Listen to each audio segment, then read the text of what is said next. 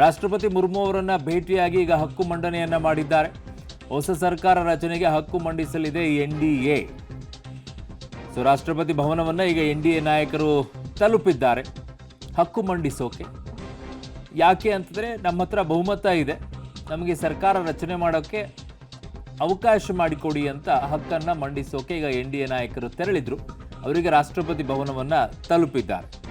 ರಾಷ್ಟ್ರಪತಿಗಳನ್ನ ಭೇಟಿಯಾಗಿ ಅವರಿಗೆ ಹಕ್ಕು ಮಂಡನೆಯನ್ನ ಮಾಡಿ ಬರ್ತಾರೆ. ಅದಾದ ನಂತರ ಸಮಯ ಅವಕಾಶವನ್ನು ಕೊಡ್ತಾರೆ, ಯಾವಾಗ ಏನು ಅಂತ ಹೇಳಿ.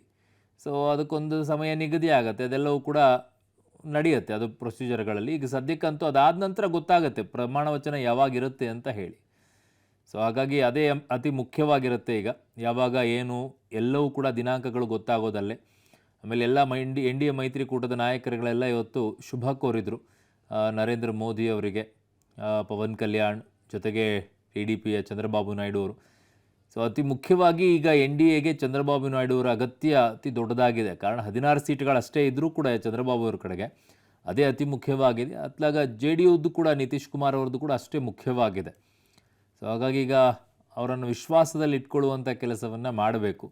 ಇನ್ನು ಹಲವು ವಿಚಾರಗಳನ್ನು ಕೂಡ ಇವತ್ತು ಮೋದಿ ಅವರು ಪ್ರಸ್ತಾಪವನ್ನು ಮಾಡಿದರು. ಯಾರಿಗೆ ಯಾವ ಖಾತೆಗಳ ವಿಚಾರದಲ್ಲಿ ಯಾರು ಎಷ್ಟು ಸೀಟ್ಗಳನ್ನು ಕೇಳ್ತಾ ಇದ್ದಾರೆ ಅನ್ನುವಂಥದ್ದೆಲ್ಲ ಮಾಧ್ಯಮಗಳಲ್ಲಿ ಹೋಗ್ತಾ ಇತ್ತು. ಅದಕ್ಕೆ ಮೋದಿಯವರು ಉತ್ತರವನ್ನು ಕೊಡ್ತಾ ಇದ್ರು.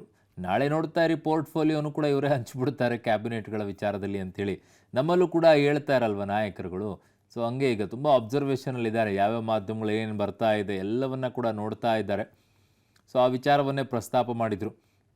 ರಾಹುಲ್ ಗಾಂಧಿ ಹೇಳಿದಂಥ ಕಟಾಕಟ್ ಅನ್ನುವಂಥ 1 ಲಕ್ಷ ರೂಪಾಯಿ ವಿಚಾರವನ್ನು ಕೂಡ ಹೇಳಿದರು. ಅನೇಕ ಕಡೆಗಳಲ್ಲಿ ಕಾಂಗ್ರೆಸ್ನ ಕಚೇರಿಗಳ ಮುಂಭಾಗದಲ್ಲಿ ಹೋಗಿ ಜನ ಕಾಯ್ತಾ ಇದ್ದಾರೆ, ಯಾವಾಗ 1 ಲಕ್ಷ ರೂಪಾಯಿ ಕೊಡ್ತೀರಾ ಅಂತ ಹೇಳಿ. ಅದನ್ನು ಕೂಡ ಅವರು ಪ್ರಸ್ತಾಪ ಮಾಡಿದರು. ಅನೇಕ ಸುದ್ದಿಗಳು ಬಂತು, ಆ ವಿಚಾರವನ್ನು ಪ್ರಸ್ತಾಪ ಮಾಡಿ ಹೇಳಿದರು. ಸೊ ಎಷ್ಟು ನೀವು ಇದೇ ರೀತಿಯಾಗಿ ಜನರನ್ನು ದಾರಿ ತಪ್ಪಿಸ್ತೀರಾ ಅಂತ ಹೇಳಿ. ಸೊ ತ್ರಿವಿಕ್ರಮ ಮೋದಿ ಹೊಸ ಸರ್ಕಾರ ರಚನೆಗೆ ಹಕ್ಕನ್ನು NDA ಮಂಡಿಸಲಿದೆ. ಈಗಾಗಲೇ ರಾಷ್ಟ್ರಪತಿ ಭವನವನ್ನು ತಲುಪಿದೆ.